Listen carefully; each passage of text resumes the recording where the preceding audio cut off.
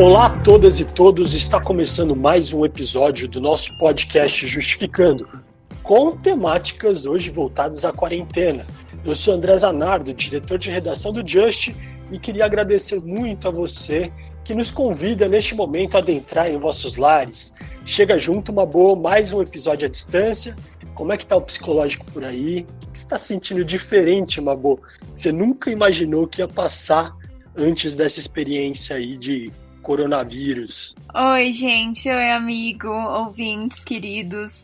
Cara, eu tô oscilando entre noites bem dormidas e noites, assim, péssimas. Principalmente porque, além da gente estar com esse medo da questão da doença em si, a gente tá vendo uma certa instabilidade, né? Coisa do Mandetta na segunda-feira, ou enfim, notícias ruins, tipo a saída do Bernie Sanders da corrida ontem, que me chateou bastante. Então, é isso, oscilando entre ficar atenta ao mundo e um pouco deprimida e depois me fechar e fazer minhas coisas. Mas acho que talvez o mais difícil dessa experiência toda seja ficar sem ver rosto de outras pessoas, além das pessoas que você mora. Realmente, eu também me sinto assim. E eu acho que na minha situação, primeiro que eu não me senti em quarentena ainda, né? Tipo, eu não sei isolamento social. Mas, assim, tranquilidade zero, né? Primeiro que a gente, como jornalista, fica aí escutando notícia o dia inteiro, né, Mabô? E outra, eu, por exemplo, assim, pessoalmente, eu tenho rinite. Cara, começou a fazer um friozinho, a gente sente umas coisas e já dá um desespero, Mabô. Sim. Não é? E eu não sei se você já tá começando a perceber casos ao seu redor. Já. No meu círculo social já apareceram casos, então bate uma sensação de, ok, tá perto, não é algo tão distante que só tá no noticiário, né? Sim. Inclusive tem colaborador do Justificando aí com coronavírus, assim, pelo menos de conhecidos na minha timeline aí, já tem pelo menos aí 3 mortes. Então... Nossa senhora, amigo. Já tá perto, entendeu? Então, complicado, é caso sério, né? É. Não tem muito jeito. Sim. Mas é isso aí, gente. Antes de mais nada, desculpe-nos por não termos tido, né, programa na semana passada. Muita gente sentiu falta, recebemos mensagens aí do pessoal que ficou órfão aí por uma semana, de um especial nessa quarentena. E, gente, nós estamos aqui adaptando essa nova conjuntura. Aí vieram novos desafios, volume de trabalho gigantesco que duplicou nas últimas semanas. Dezenas de textos chegam diariamente com um monte de reflexões aí sobre o momento atual que a gente está tendo aí. E aqui, claro, a gente lê, analisa, prepara tudo com muito carinho, muita dedicação. E nesse aumento de trabalho, para honrar a produção de nossos colaboradores, é claro que às vezes falhou, às vezes falha, e a gente não conseguiu fazer o programa da semana passada. Pois é, gente, a quarentena versão férias, como eu disse, não chegou aqui no Justificando, pessoal. Pois é, amigo, aqui o trabalho não parou, e como você sabe, toda segunda-feira você pode escutar a gente às 9 da manhã na Rádio Brasil Atual, aqui em São Paulo e região. E a gente também tá no seu player de podcast favorito, então se antes da quarentena você não ouviu algum dos nossos episódios, eu acho que a quarentena é o melhor momento, justamente para você se atualizar, né? Aproveita, você tá fazendo muita coisa, lavando a louça, enfim, fazendo limpeza em casa, e ouve a gente no Spotify, iTunes, Google Podcast, Castbox, Deezer e também no YouTube. Fica aí a dica para vocês se distraírem com o nosso conteúdo. E então, se você ainda não está nos seguindo aí no seu player, não esqueça de clicar, claro, no seguir, e também não esqueça de seguir a gente no Instagram, no @_justificando. Lá a gente te lembra quando sair o episódio novo, a gente compartilha reflexões e análises desse mundo progressista e também jurídico. Bom, vamos apresentar a nossa mesa de hoje? A gente já meio que anunciou o tema ontem no Instagram, mas não sei se todo mundo viu. Vamos embora. Bom, tem um tema que acho que tá martelando a cabeça de muitas mentes inquietas que acompanham a gente aqui no Just, pelo menos é isso que a gente tem sentido com diversos colaboradores, enviando artigos para tentar entender as consequências e as mudanças no mundo do trabalho que foram ocasionadas por essa pandemia. E por isso a gente convidou para o programa de hoje um convidado mais que especial, Erickson Crivelli, meu amigo, apoiador do Justificando de longas eras, aí, apresentador do podcast Crivelli Convida aqui no Justificando também. Ele é advogado trabalhista, doutor em Direito Internacional pela Faculdade de Direito da USP, é mestre em Ciências Políticas pela Unicamp, certamente aí uma das mentes mais inquietas que eu conheço. É um grande prazer ter você aqui, Crivelli, seja muito bem-vindo. Oi, André. Fico muito feliz de estar aqui e também de conhecer o resto do pessoal, a Mabô. Olá, Mabô. Oi, famoso Crivelli. Olá, Estamos nos pessoal. conhecendo virtualmente. Eu estou aqui, eu admiro muito o trabalho que vocês fazem. Finalmente eu estou junto aqui no programa com o editor, no Just, né, André? É isso aí, Crivelli, é um prazer ter você. E também queria aproveitar e convidar mais uma vez aí os ouvintes para acompanhar a discussão do podcast Crivelli Convida e aprofunda assuntos críticos que você gosta no Justificando. E é claro, com tudo isso traz o adicional da assistência à bagagem do Crivelli nos assuntos do mundo do trabalho, das organizações sindicais. Então, o podcast Crivelli Convida, você pode procurar aí no seu player, é conteúdo Justificando, é de excelente qualidade. Nosso outro convidado de peso é Clemente Gans Lúcio, sociólogo e professor universitário. O Clemente foi diretor técnico do Diese por 16 anos e é membro do Conselho de Desenvolvimento Econômico Social. Seja muito bem-vindo, Clemente. Obrigado por se juntar a nós mais uma vez aí nessa empreitada à distância do podcast. Obrigado, um prazer estar com vocês, André, Mabô, Crivelli. Estamos juntos, que a gente consiga fazer um belo debate, uma bela reflexão aí hoje à tarde. Beleza. Clemente, muito bem-vindo. Me diz aí, a troca da direção do Diese foi recente, né? Para o nosso público aí que não conhece, talvez, o Diese, você pode explicar um pouquinho aí desses seus 16 anos de trabalho, o que você aprendeu, assim, com o que vocês trabalham? Olha, o Diese é uma organização do movimento sindical brasileiro, Sindicato dos Trabalhadores. Foi criado em 1955, portanto tem quase 65 anos de existência. É uma entidade que faz pesquisas no mundo do trabalho, custo de vida, mercado de trabalho, greves, negociação coletiva, acordos, convenções, salários. Um trabalho grande de assessoria às negociações coletivas, assessorando os sindicatos na negociação com os empresários, com a representação empresarial. Tem um trabalho também de formação de quadros, tem uma escola de nível superior que faz formação, especialização, cursos de qualificação para dirigentes. Tem toda uma produção técnica enorme, com notas técnicas, livros, produções as mais variadas. E o trabalho é um trabalho portanto, de prestação de serviço ao movimento sindical e à sociedade. Eu trabalhei no Diese por 35 anos, 16 anos como diretor-geral da instituição, justamente procurando colocar o serviço do Diese feito ao longo desses anos cada vez mais colado com as dinâmicas do mundo do trabalho, com as transformações que estão em curso e olhando para o futuro, para que essas transformações, de fato, produzam melhor qualidade de vida, melhores condições de trabalho, uma desigualdade menor na sociedade e que possa produzir bem-estar e qualidade de vida para todos. Muito bom. E é com isso, então, com essa bagagem toda que a gente inicia o nosso bate-papo de hoje, né? 2 convidados que eu acho que vão dar algumas respostas para esses tempos pandêmicos. Bora lá, amigo. Partiu. Responsabilidade muito grande. Roda a vinheta, Renan.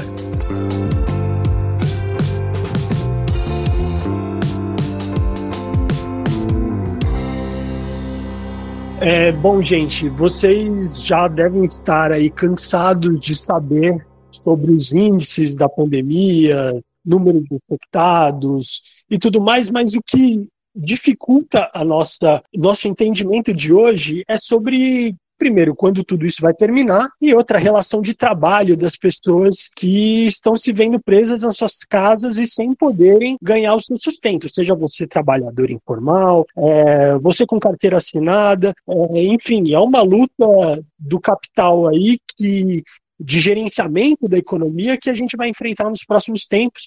E eu espero que hoje a gente consiga elucidar um pouco, talvez num programa que possa ser um pouco especulativo, né, porque ninguém sabe exatamente o que vai acontecer, mas temos aqui mentes pensadoras para nos contar o que pode acontecer. E, enfim, eu queria primeiramente perguntar para vocês, quem já se habilita a falar, sobre essas relações imediatas, como que a pandemia afeta a relação de trabalho? O que vocês já conseguem fazer um panorama sobre o fato? Quer Crivelli, Clemente? Quer começar, Clemente? Olha, tem primeiro é importante termos clareza todos que ninguém tem parâmetros para tentar identificar qual é a dinâmica, a tendência, qual é a velocidade com que essa crise vai passar do ponto de vista temporal. Também muito difícil, quase inimaginável, quais são as consequências econômicas, sociais, psicossociais. Ou seja, nós estamos diante de uma situação crítica, inédita para a humanidade, pela característica que ela tem, pela predominância de uma paralisação das atividades econômicas, com a exigência da restrição máxima do fluxo de pessoas, do isolamento, a dramática inadequação da estrutura dos sistemas de saúde para dar conta da violência do ataque que as pessoas sofrem com o vírus, e no caso brasileiro, com as enormes dificuldades de um governo alucinado no governo federal, enfrentando os governos estaduais, as dificuldades de articulação disso tudo, de um lado. E, de outro lado, a objetiva situação no qual as empresas não têm condição de produzir, muitas delas, os trabalhadores estão com atividade suspensa e, até o presente momento, iniciando algumas respostas mais objetivas para sustentar renda para os trabalhadores com atividade suspensa, falta de equipamentos para proteger as pessoas que estão nas atividades essenciais e que continuam trabalhando, uma dificuldade enorme de reorganizar, portanto, toda uma nova situação que está nesse momento acontecendo, cujos desdobramentos ninguém sabe qual será necessariamente a dinâmica nem o tempo. É provável que muito em breve muitas atividades tenham que ser retomadas, para além daquelas que já estão sendo executadas hoje. Muito provavelmente a situação de isolamento é de média e longa duração, nós podemos estar falando em meses ou talvez 1 a 2 anos, onde a dinâmica de isolamento total ou parcial vai se repetir ao longo do tempo.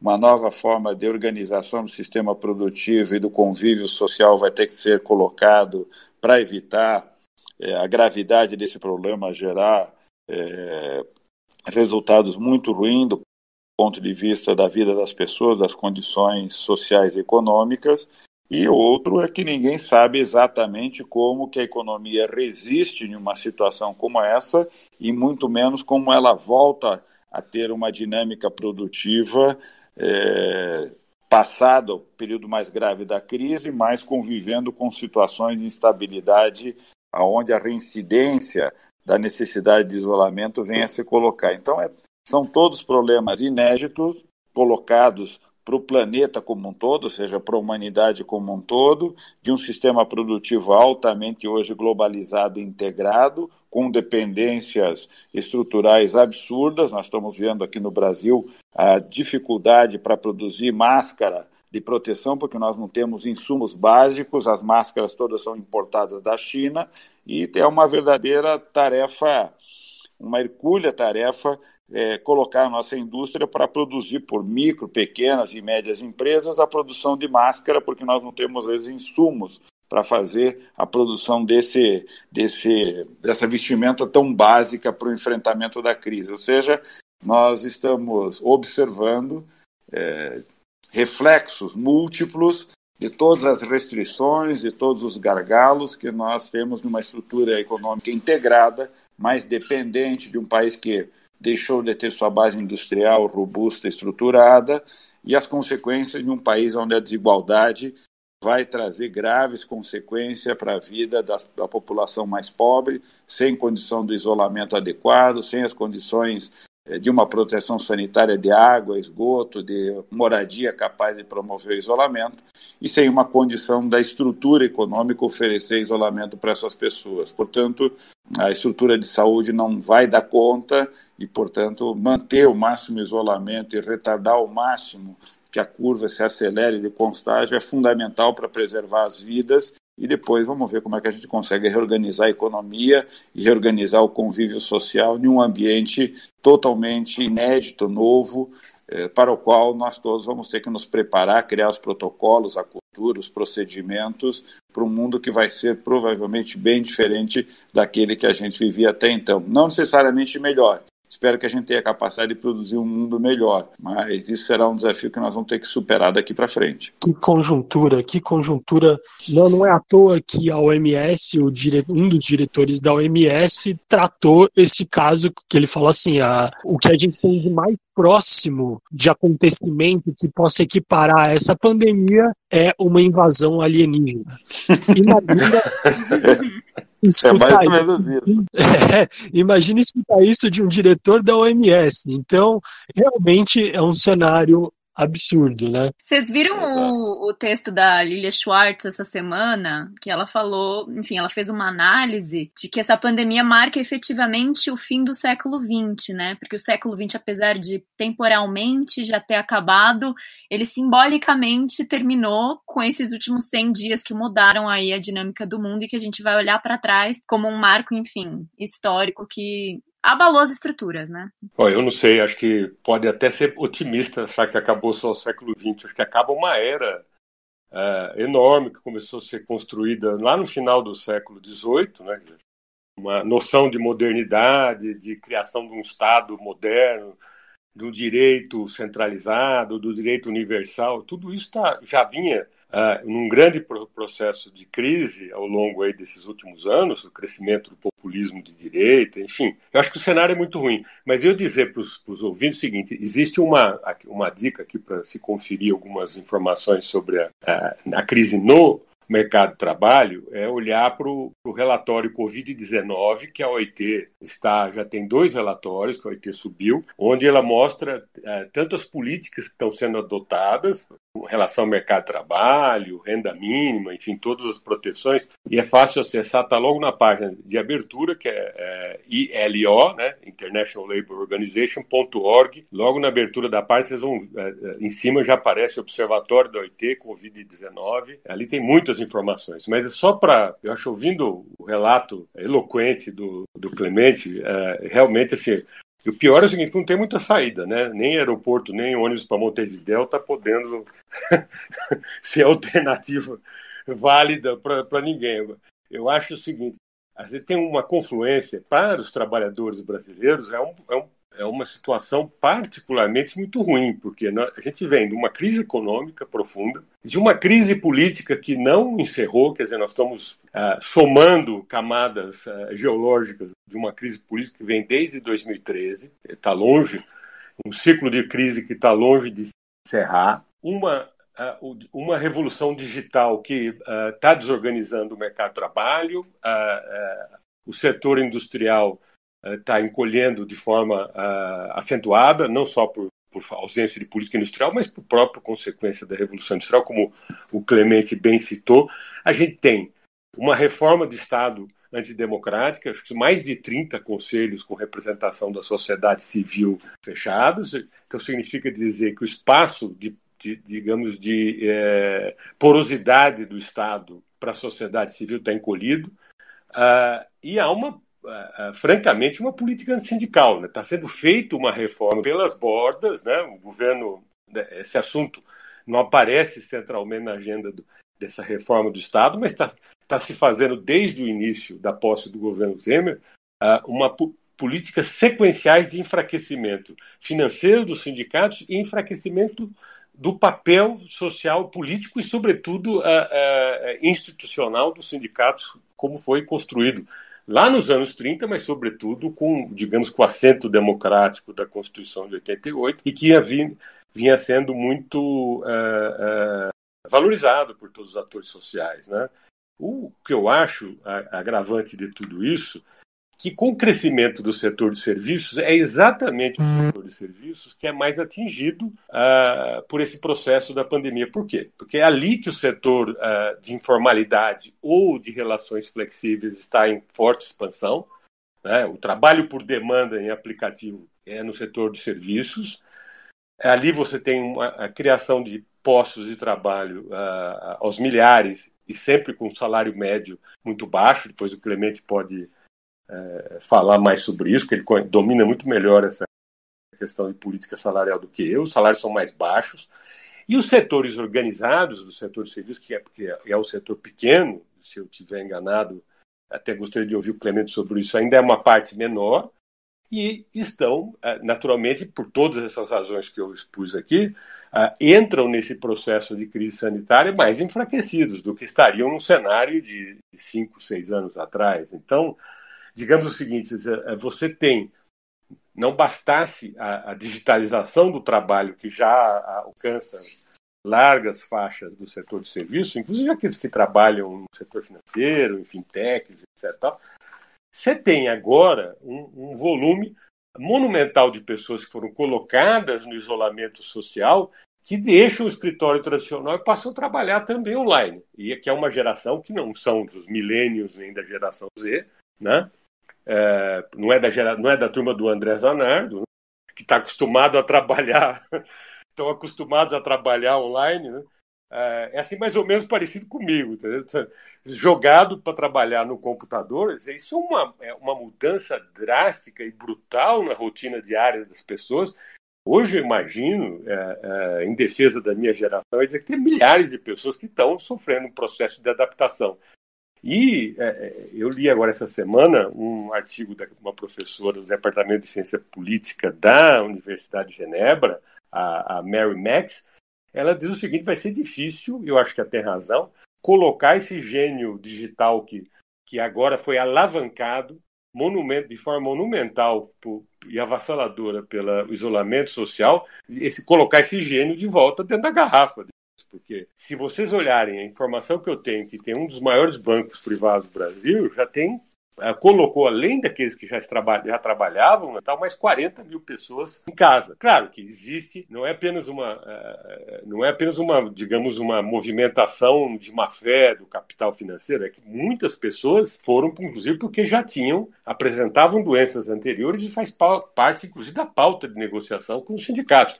Tirar essas pessoas das agências e colocarem em casa trabalhando. Agora, digamos o seguinte, todo esse processo lento, que era a criação de postos de trabalho digital, a inclusão no modelo de negócio das culturas organizacionais, o que vinha sendo feito de forma lenta e gradual, você tem esse tsunami de trabalhadores que foram agora passados da noite para o dia para trabalhar em casa. Acho que isso vai deixar uma marca enorme, e acho que aí sim, acho que o capital não vai perder a oportunidade de acelerar um processo de mudança aí nas relações de trabalho. Bom, eram essas questões iniciais aí que eu daria como chute inicial das minhas questões que eu tenho para propor hoje.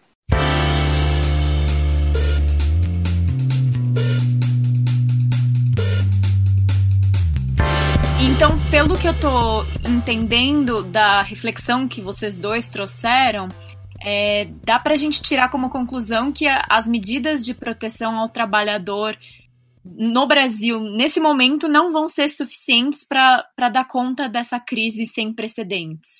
Olha, primeiro, como eu indiquei, acho que ninguém tem noção exata de qual é o volume de recursos, qual é a composição exata das políticas necessárias para dar proteção aos trabalhadores e dar também proteção à atividade produtiva que está obrigada a ser suspensa, ou seja, as atividades que as empresas desenvolviam não podem ser realizadas, um restaurante não pode ser aberto, o cinema não pode ser aberto, o show não vai acontecer, o futebol não vai acontecer, a atividade que a empresa, que a indústria, que o serviço deveria realizar não pode acontecer. Ou seja, diante dessa situação, tanto empresas quanto os trabalhadores com atividade suspensa exigirão uma série de medidas de proteção. Ninguém sabe qual é exatamente o tempo que isso vai acontecer, por quanto tempo será exigido essa suspensão da atividade e, portanto, o recurso necessário para isso também não se consegue ter exatamente o dimensionamento de qual é a abrangência. No caso brasileiro, as medidas de proteção ao trabalho elas foram de forma tardia, ou seja, o Brasil está em 20 a 30 dias atrasados na produção dessas políticas, mas elas acabaram, finalmente, na última semana, indo ao encontro das políticas que os países desenvolvidos passaram a desenvolver, que é produzir uma proteção para os trabalhadores da chamada economia informal, autônomo, conta própria, trabalhador doméstico, agricultura familiar. Todos esses trabalhadores, que são mais ou menos de 40 a 50 milhões de trabalhadores, passaram a ter o direito, boa parte deles, a um abono de emergência, uma proteção de R$600 a R$1.200 por família, para proteger da queda de renda decorrente da suspensão das suas atividades. E no lado dos trabalhadores assalariados, a possibilidade da suspensão do contrato de trabalho e o aporte de um abono salarial feito pelo Tesouro, pelo Estado, ou a possibilidade da redução da jornada, redução de salário e uma complementação por meio de um abono também feito pelo Tesouro. Isso está mais ou menos em sintonia com o que os países vêm fazendo no mundo. Acho que no nosso caso há ainda uma defasagem, a reposição salarial por esse abono poderia ser melhor, há um conflito sobre o papel dos sindicatos, uma tendência da política do governo de afastar ainda mais os sindicatos nessa relação, uma intervenção da justiça com uma liminar recolocando os sindicatos no jogo, uma disputa pesada sobre o papel do sindicato nessa história, mas ainda medidas que são de curtíssimo prazo, o abono salarial, tanto a reposição salarial é de curto prazo, para 2 meses ou 3 meses. Talvez nós tenhamos atividades econômicas que ficarão suspensas por muitos meses ou talvez mais de ano, portanto nós vamos ter que imaginar proteções que são de longa duração, e tudo isso vai ter que ser produzido dia após dia, identificando que tipo de proteção vai se gerar. Essas medidas ainda não são capazes de dar proteção universal. O Brasil não fez uma declaração de estabilidade no emprego para todos os assalariados. É possível a demissão desses trabalhadores. A demissão não vem acompanhada de uma proteção universal de seguro-desemprego. Milhares dos que serão desempregados não terão acesso ao seguro-desemprego, portanto, não terão proteção. No lado dos trabalhadores autônomos e conta própria, mais ou menos de 10 a 20 milhões desses trabalhadores ainda estão sem proteção porque a lei os excluiu. Portanto, nós temos uma parcela muito grande dos trabalhadores que não contarão com essas medidas. Elas são de curto prazo, elas são muitas vezes insuficientes do ponto de vista da renda e não dão cobertura universal, apesar de serem medidas no sentido do que o mundo vem fazendo, elas contêm muitas regras excludentes, em um momento em que ninguém deveria ser excluído, pelo contrário, a política devia ser a política mais abrangente e mais universal possível. É muito recurso envolvido, sem dúvida, nós teremos que mobilizar recursos inimagináveis até então para dar essa proteção. Não creio que é de curto prazo, insisto, nós vamos ter que pensar políticas de médio e longo prazo. Eu estou falando de 6 meses, 1 ano e meio, de políticas muito difíceis de ser articuladas, mas que serão políticas fundamentais para permitir com que a sociedade resista e, principalmente, medidas que visam sustentar e proteger as pessoas, sustentar e proteger a economia. O que os economistas dizem no mundo é: quanto melhor nós fizermos o isolamento agora, mais rapidamente nós saímos dessa crise. Quanto melhor e maior for o investimento do Estado, no sentido de impedir que o tombo econômico seja tão grande, mais rápido nós sairemos dessa crise. Quanto melhor forem essas iniciativas mais universais e mais proteção, provavelmente em melhores condições a economia sairá dessa dramática situação.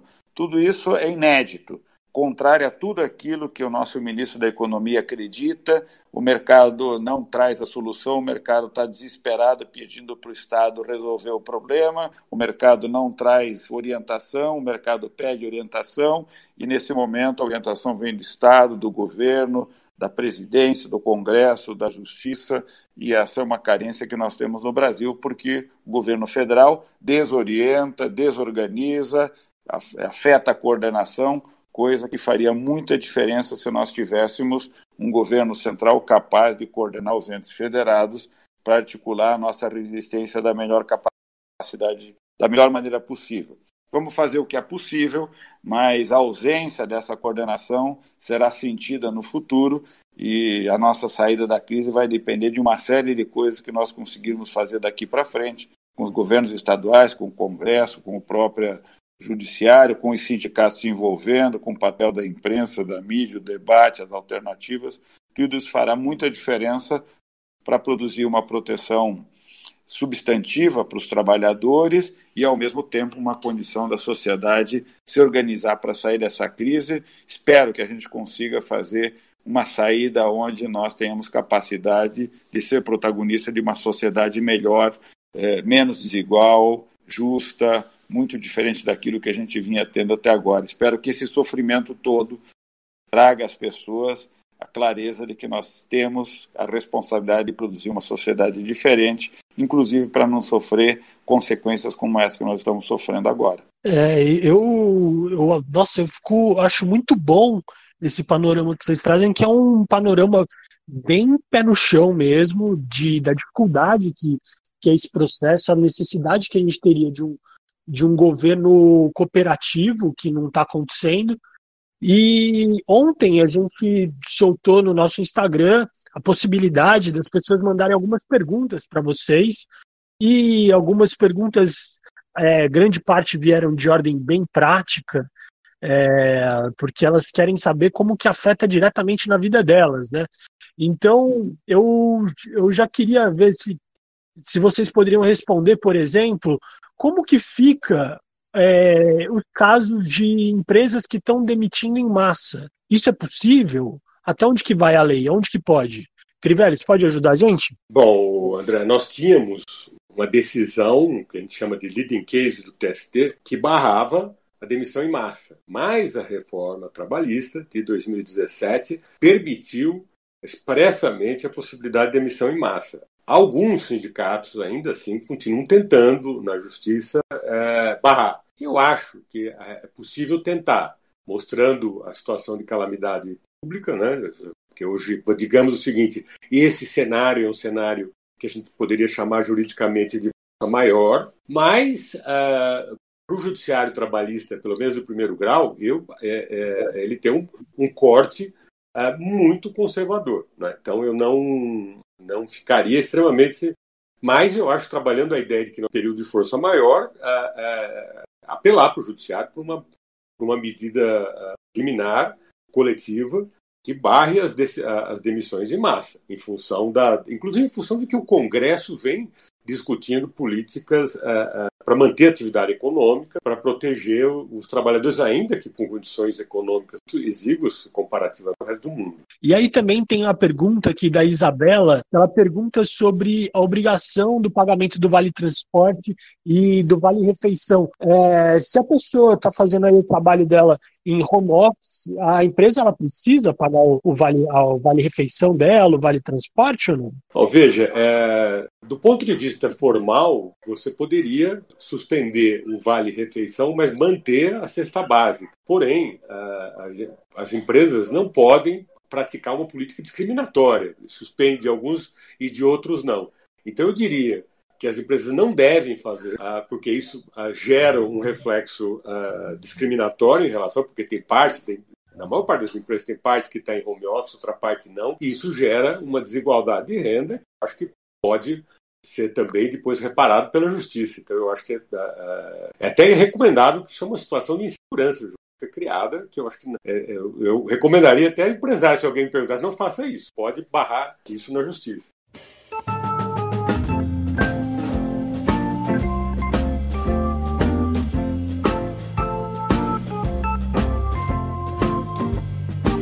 E em relação acho que uma categoria de pessoas que eu acho que nos acompanha, que são estagiários.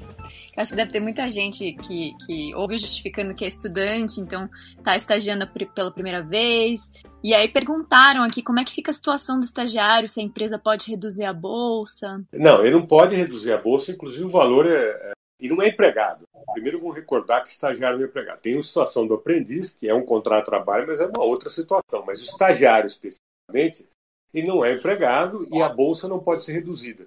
O problema do estágio nessas circunstâncias do isolamento é saber se continua havendo tarefas que ele pode desenvolver, né? E se também a atividade escolar continua prosseguindo, porque se não há nenhuma coisa nem outra, provavelmente a lei permite a suspensão do estágio, né? Você pode suspender o estágio. Então, tem faculdades que estão dando aula. Então, o estagiário, sim, teoricamente, o estágio prossegue, né? Não é uma justificativa. Porque, veja, nós temos estagiários que estão trabalhando online no escritório. Outros, como, óbvio, iriam sobrar estagiários no escritório, nós demos licença remunerada para eles não suspendermos a bolsa. Mas por quê? Porque eles continuam tendo aula online. Então, de qualquer forma, o escritório deve, inclusive, dar atividades mínimas de formação para o estagiário. A empresa tem que dar a formação de estágio enquanto ele tem aula no paralelo também. Agora, ele tem direito a férias, mas não é a situação que nós estamos vivendo hoje. E no caso, o empregador, ele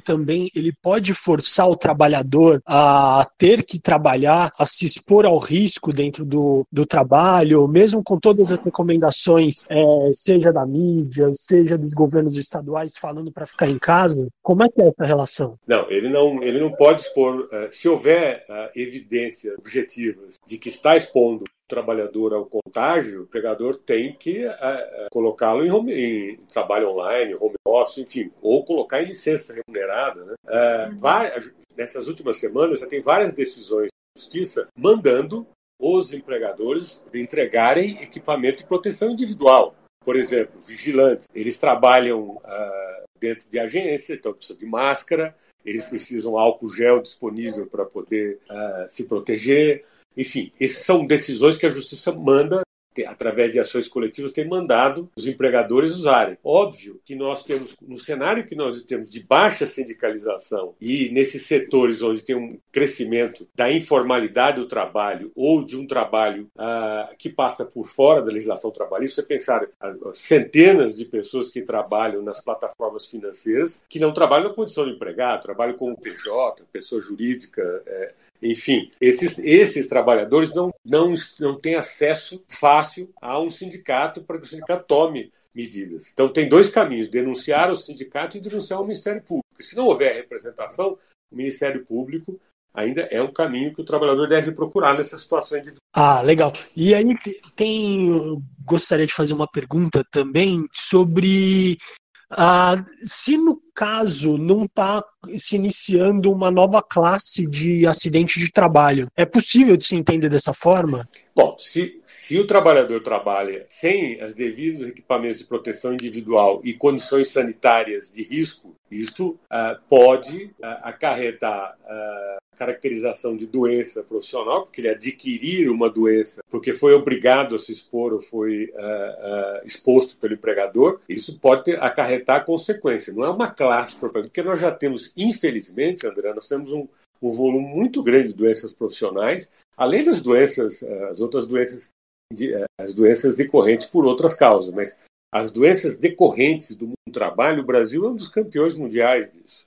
Então, o Covid-19 vai ser mais uma fonte de preocupação para os sindicatos e para o trabalhador individual que está exposto. Por isso que eu digo, procure o sindicato ou, onde na ausência do sindicato, denuncie ao Ministério Público do Trabalho. A gente tem visto recentemente alguns casos de profissionais médicos que não estão conseguindo EPI nos seus hospitais, ou até mesmo dirigentes dos hospitais reclamando a utilização do EPI por eventualmente estar causando pânico com a população. Cenas que a gente viu aí nas últimas semanas. E esse trabalhador, esse médico, essa enfermeira, eles podem se recusar ao trabalho quando não é fornecido o equipamento individual de segurança, o EPI? Essa pergunta é bem delicada. Primeiro que tanto a profissão do paramédico como do médico, ela é regulamentada por lei.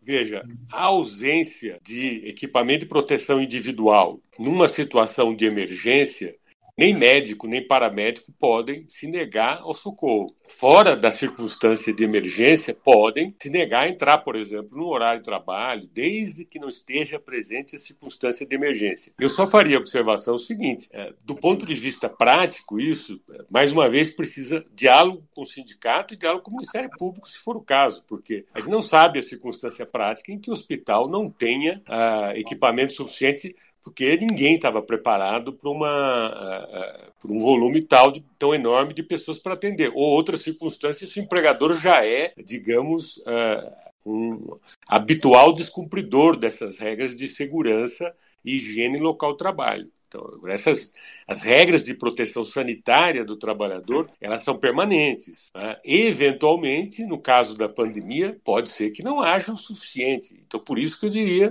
em situação de emergência, não se pode recusar socorro. É isso. É bem delicado, né? Até é tão delicado que a gente, como o Clemente estava falando, a gente precisa comprar da China esses equipamentos hoje, e a gente tem uma instabilidade política que faz com que qualquer ministro ou deputado ligado ao presidente vá lá e ofenda a China.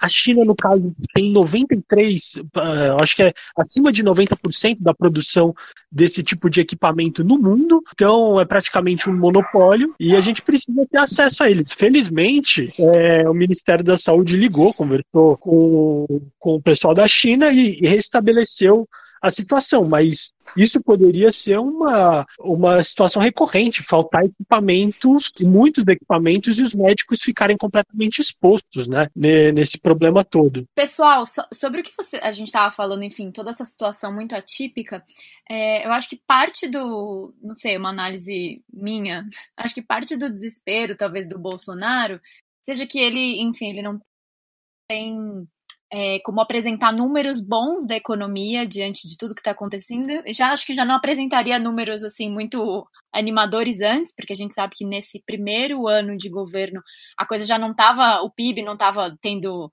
o desempenho que imaginava, enfim.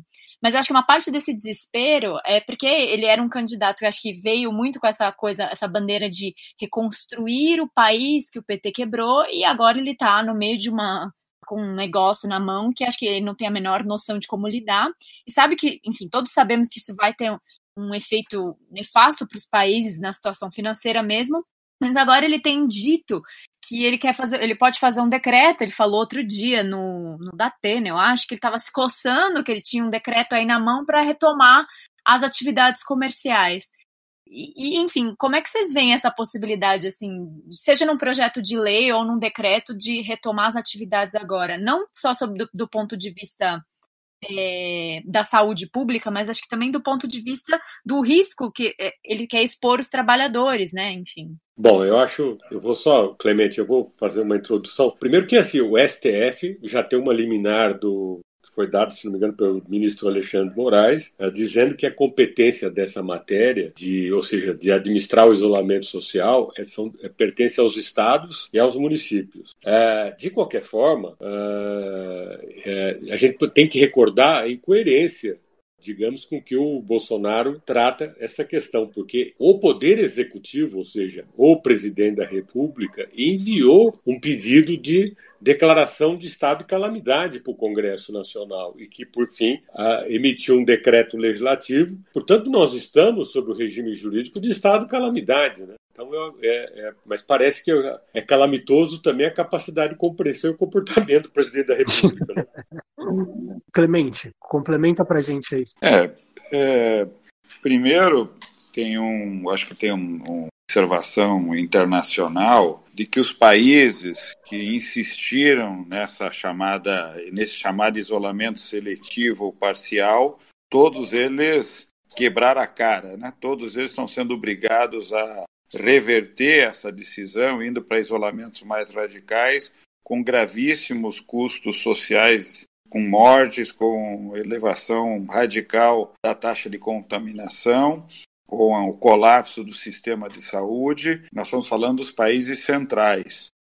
Todas as evidências mostram, e a OMS está indicando, que não há nenhuma outra alternativa a não ser simultaneamente um isolamento mais radical, uma oferta universal de equipamentos de proteção, junto com uma universalização ou um sistema muito amplo de testes que permitam organizar o atendimento do isolamento das pessoas. Portanto, a experiência internacional está mostrando que os países que estão conseguindo se sair melhor foram aqueles que fizeram o melhor isolamento e a melhor organização para esse trabalho. No caso do Brasil, nós temos uma situação absurda no qual o presidente da República atua contra tudo aquilo que os parâmetros internacionais e os especialistas na área de saúde pública orientam, recomendam e determinam, fazendo com que, inclusive, o esforço de muitos entes subnacionais, governos e prefeituras sejam contestados pela prática do presidente, inclusive animando a população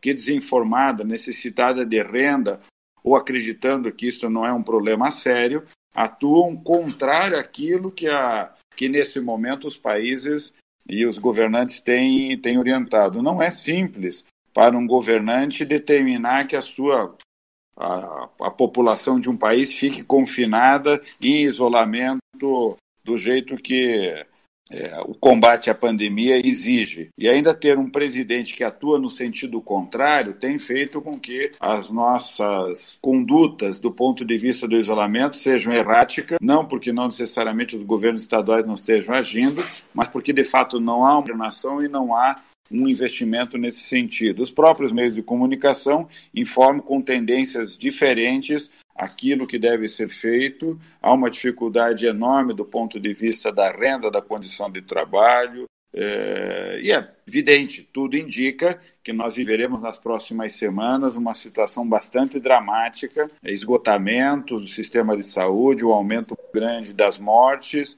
Quando essas mortes começarem a chegar muito próximo das pessoas, isso pode gerar um certo pânico, mas aí já será tarde, ou seja, a capacidade de reverter esse quadro será muito pequena e nós corremos o risco, sim, de ter uma curva parecida com aquela que vive a Espanha, com aquela que vive a Itália, situações gravíssimas que vão exigir, provavelmente, lá na frente, novamente radicais.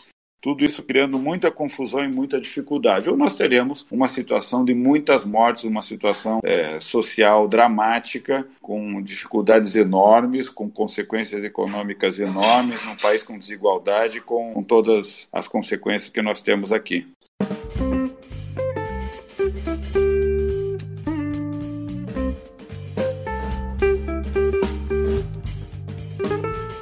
Eu queria levantar para vocês uma outra discussão do âmbito ainda especulativo, mas a gente conhece como funciona o capital e a gente conhece como funciona o Brasil, enfim. É sabido que a gente está dentro de uma quarentena horizontal, por mais que seja uma quarentena espontânea e não tem um forçamento do Estado para que isso aconteça, uma ordem federal para isso, mas alguns estados já estão tomando essas medidas, e isso provoca com que o Estado force as pessoas a ficarem dentro de casa. Mas se a gente olha para como a China regulou essa situação, a China, uma China que a gente sabe que ela é completamente verticalizada, ela tem poder autoritário muito grande, uma cultura de disciplina dentro daquele lugar, mas eles ainda assim categorizaram as pessoas em 3 selos, em 3 tipos de pessoas. As pessoas que estão contaminadas e estão com símbolo vermelho e por isso restritos ao acesso de lugares públicos, enfim. Um selo amarelo, que são pessoas que ou estão em dúvida ou estão num período tem pessoas contaminadas nas suas casas, próximas, ou outras pessoas que gerem uma certa instabilidade, segurança nesse sistema, e as pessoas que estão em verde, que são aquelas que já foram infectadas e voltaram ao sistema, ou aquelas que não foram infectadas. A China, claro, tem um número muito grande de testes, como nenhum lugar do mundo, e por isso eles montaram um aplicativo que as pessoas elas têm esses selos. E, pensando nisso, a gente começa a levantar a questão de que algumas pessoas estão aptas a trabalhar e outras não. A gente começa a trazer um selo de pessoas que podem ter uma vida e podem ganhar dinheiro, e outra classe de pessoas que não poderão. Isso, a gente está falando de uma China com todas as suas contradições. A gente vê também na Itália não, na Europa, alguns lugares pensando em fornecer selo, também um documento oficial, atestando que a pessoa já pegou a Covid-19. Tudo isso está desenhando um cenário de possível separação do trabalho, pessoas que podem trabalhar e pessoas que não podem trabalhar. E a partir dessa reflexão, eu queria saber como que vocês veem essa possibilidade, se ela é muito remota ou se faz algum sentido, e se a legislação nossa impediria que isso acontecesse. Clemente. Eu creio que a utilização, isso já foi indicado, não tem sido indicado em outros países, foi ventilado inclusive aqui pelo governo de São Paulo, o governo do Rio de Janeiro também já indicou que está estudando essas medidas. O Paulo Guedes falou que isso era a medida que ele estaria indicando para a saída econômica, mas eu creio que as repercussões sociais serão dramáticas se forem usadas. Nós temos recursos legais para tentar barrar esse tipo de iniciativa, o que só coloca, eu acho que para esse e outros tipos de iniciativas semelhantes, só coloca a complexidade das medidas, das suas consequências, dos seus efeitos, para qualquer iniciativa que vá ser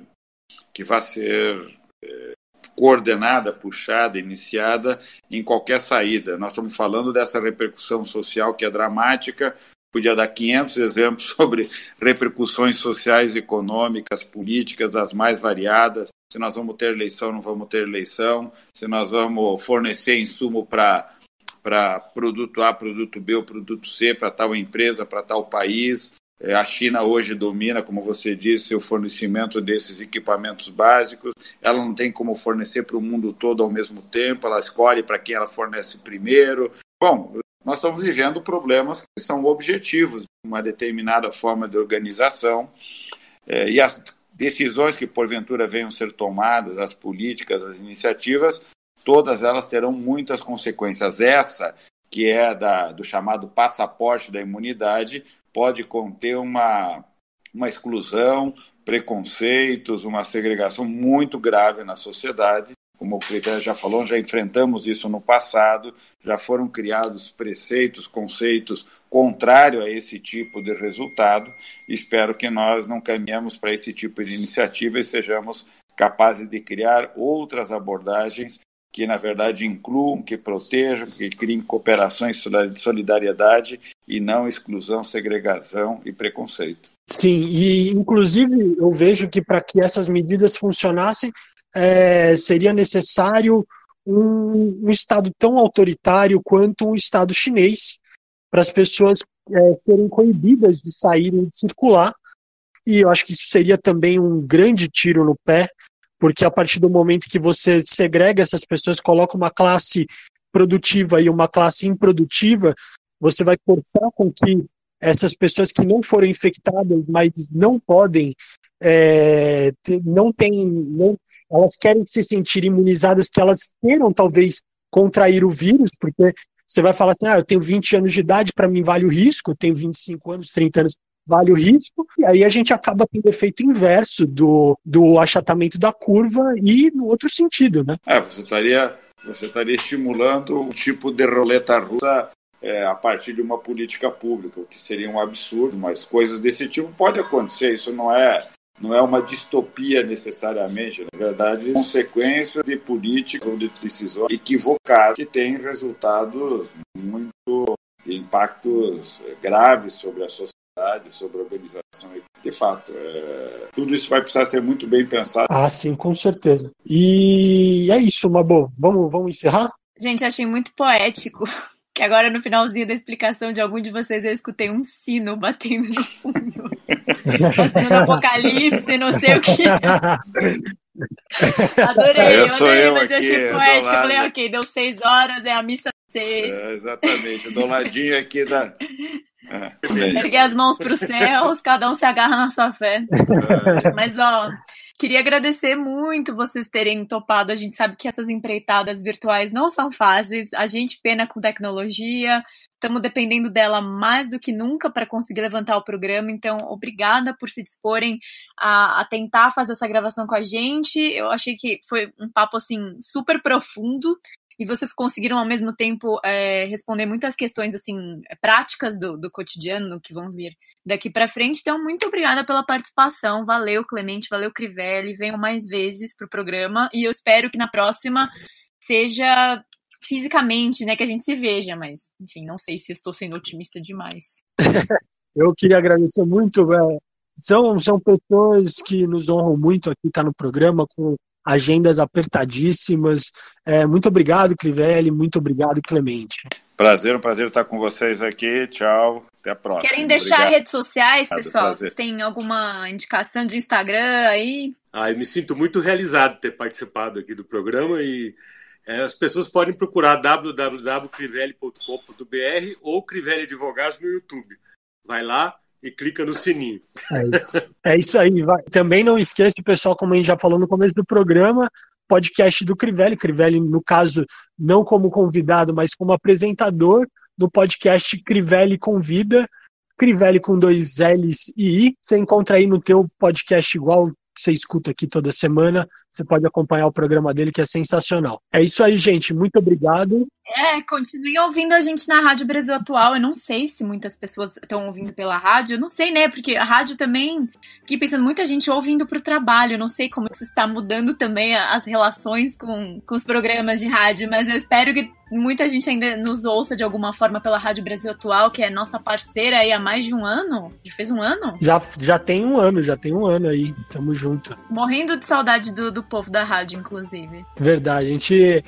são outros tempos, mas aí, gente, Justificando tá aí na próxima semana, segunda-feira na Rádio Brasil Atual, às 9 horas da manhã, e no seu player de podcast favorito.